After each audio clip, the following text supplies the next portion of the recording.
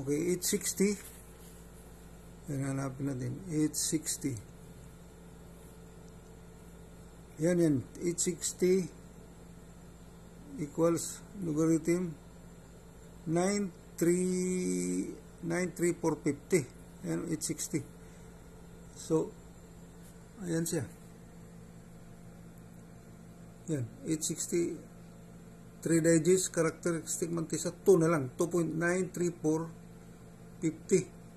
93450. Saan ba yan? O, ito. 860. 93450. Ano? Yan. Okay. And then, punta ka sa logarithms na 1823. Ito yun. Yung sa DMP. 1823. So, punta tayo doon sa 1823. Logarithms. 182, di ba? 182. Yan. 182 tapos 3. Ito. 182. Yan. 182 tapos 3. Ayan. 260, 79. Tama? 260, 79.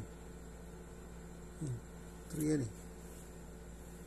182 3 260 79. Ayan. Kasulat na doon 260 79. Okay, i-minus mo yun para makuha mo yung tangent course. So pag minus 9.673, no? So ganoon din magbaro ka ng 10 kasi 2 minus 3 hindi pwede. 10 maging 12 minus 3 ko 9. Okay, so ayan 673 1. Punta ka sa tangent course sa doon sa logarithms, sa trigonometric function. So nasa ano tayo? Logarithm, trigonometric function. Ilan yun? Sa 25. Maraming buklatan sa libro to eh.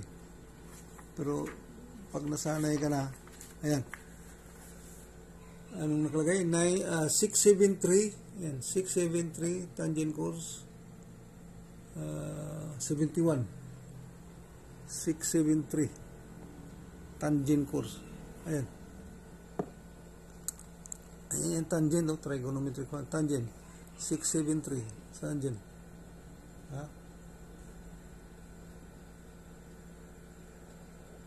Ayan, 673. Ayan tangent course.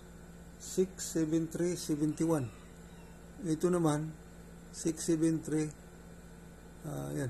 So, i-ano mo, i-interpolate mo lang. 15. Ayan 15 yan ang ano niya. So, 25 degrees, 15, 0.3. Mga 0.3, ganyan. 673, 60. 26 673 71. Ito naman 673 71. Ang nakalagay dito 673 71. Yan. Dito 673 60. So ang ano niyan 15 15.3. Okay. Tangent course tangent. O ayan na. So, 25, no? Nakuha natin yun, di ba?